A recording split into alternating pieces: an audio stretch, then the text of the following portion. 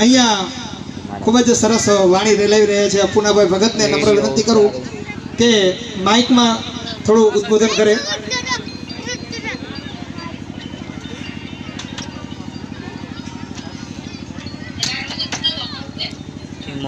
બોલ રામા પીરની જય, હિંદવા પીરની જય, કોઠારિયા વાળા બાપાની જય, વાલદાસ બાપાની જય, જગ્યા ભોમ કી જય.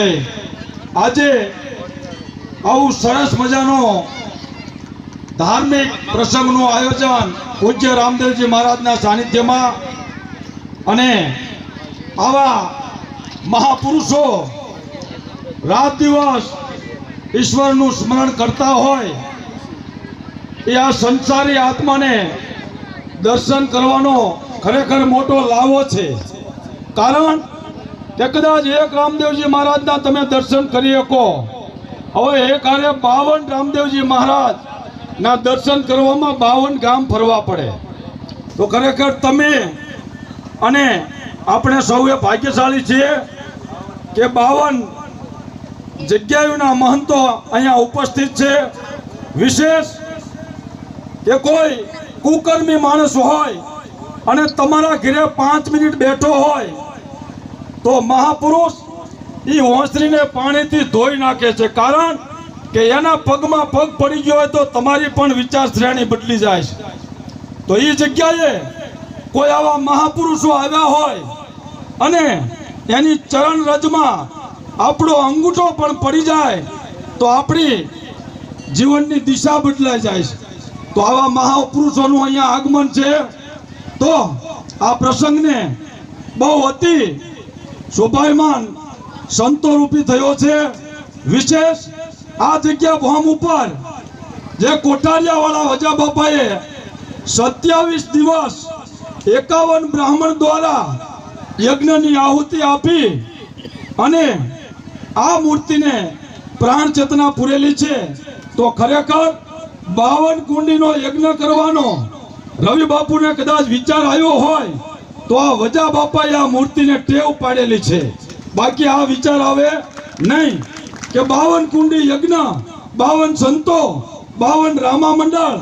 તો ખરેખર આજે જે કઈ મહાનુભાવો, જે કઈ સંસારી આત્માઓ આ માહોલનો, આ ધાર્મિક પ્રસંગે દર્શનનો લાવો લીધો તે બદલ પૂજ્ય રવિ બાપુ, બટુક બાપુ, કાળુ બાપુ આપના સૌ આભારી છીએ.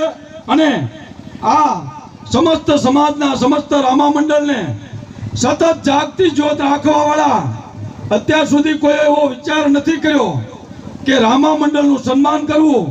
પણ પૂજ્ય રામદેવજી મહારાજે, વજા બાપાએ રવિ બાપુને સંકેત કર્યો કે સન્માન સંતોના તો બધે થાય છે, પણ જે રામદેવજીના સતત ગુણગાન ગાય છે, અખંડ ઉજાગરા કરે છે અને આ રામા મંડળની જ્યોત જાગતી રાખી, તો ખરેખર રામદેવજી મહારાજને વેશભૂષામાં એમનું સ્વાગત કરી રહ્યા છે.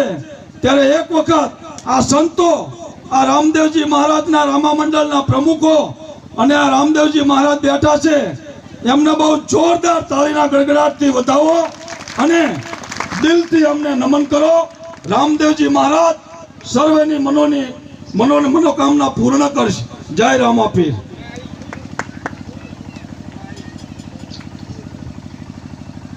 વાહ, ખૂબ ખૂબ આભાર.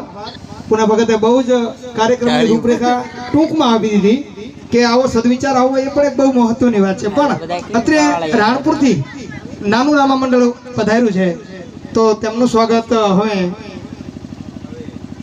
શાંતિ બાપુ ધંધુકાથી પધારે છે. તેમને નમ્ર વિનંતી કરું, પધારો બાપુ.